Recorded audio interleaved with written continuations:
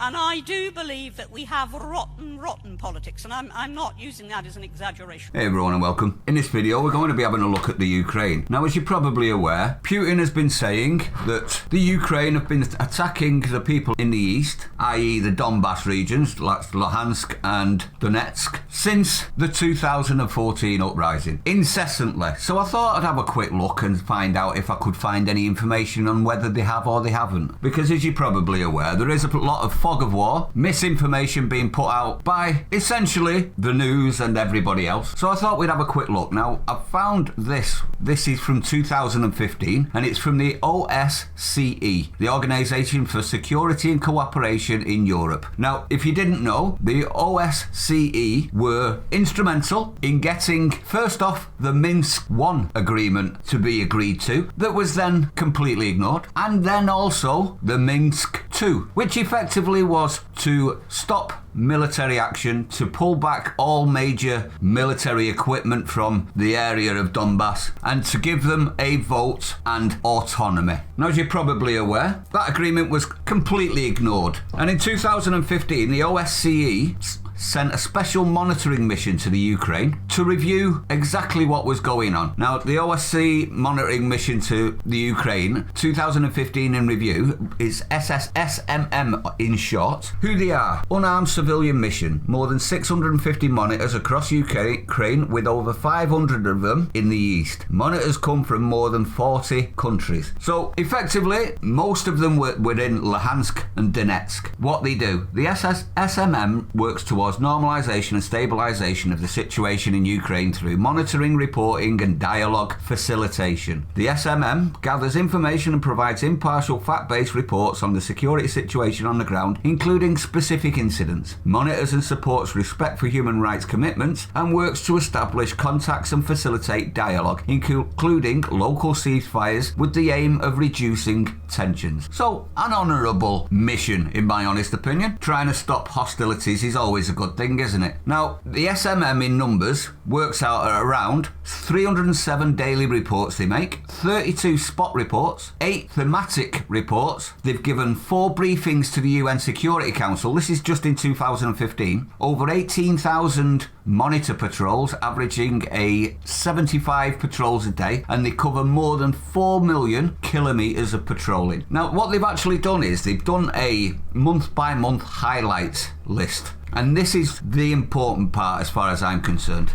Now, in January, the numbers of monitors was 350 in 10 locations and 3 hubs. And the developments were: Chief Monitor condemns surging violence in eastern Ukraine, especially the shelling of densely populated civilian, let that word sink in, civilian areas. This wasn't a war against military and military, this was a shelling of civilians. Reports 12 civilians killed and 17 wounded when a rocket exploded close to a civilian bus near Volonovka. Excuse me if I got that wrong. Another report: shelling incident on Olympus Street in Mariupol, and another one: shelling incident in Donetsk city. So this is attacking civilian population areas. February, let's move on. Package of measures for the implementation of the Minsk agreement. The SMM starts monitoring the withdrawal of heavy weapons. SMM sends a letter to the signatories of the package of measures requesting inventories, routes and locations for withdrawal of heavy weapons. So they're not actually witnessing any of this yet, even though the agreement was signed. The reports came in: civilians killed and wounded in strike with cluster munitions in Luhansk city. Luhansk city is a population centre.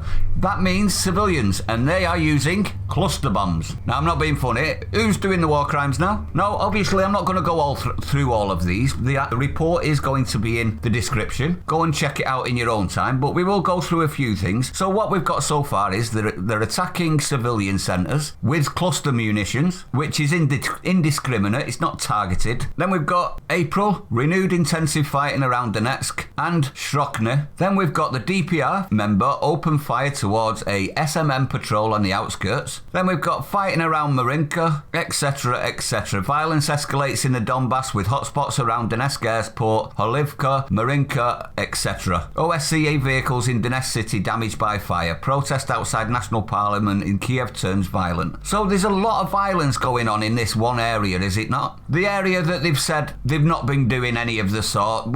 That's Russia Russian propaganda. Well, this isn't a Russian mission. This is a European mission that found they were. So when you hear the media singing up the praises of the Ukraine and slamming Putin as a war criminal, I would like to say two cheeks of the same arsehole, in my honest opinion. Both sides are guilty of some pretty horrible things. Which brings me to my next point. Why are we so insistent on going to war with Russia? For the Ukraine, who, with a very small amount of research, you can find some extremely serious, in my honest opinion, extremely serious evidence to prove that they're not innocent either. Now, I'm not talking all of the people of the Ukraine. This is about the governments and the military, and Azov and all of the rest of the neo-Nazi groups that are in the Ukraine. And I do feel for the people of the Ukraine, most of them. But when you've got a country that is this corrupt, this vicious, with technically its own people, whether they want to be speaking Russian or not is beside the point. They are Ukrainians, are they not? But it's fine to attack them for 8 years, and the media over here says nothing whatsoever, doesn't say a word until Russia does something about it, and then all of a sudden it's disgraceful. Well, I think it's absolutely disgraceful what they're doing, but let me know what you think, everyone. I'd like to know your opinion on this one. Stay sane, I'll see you on the next one.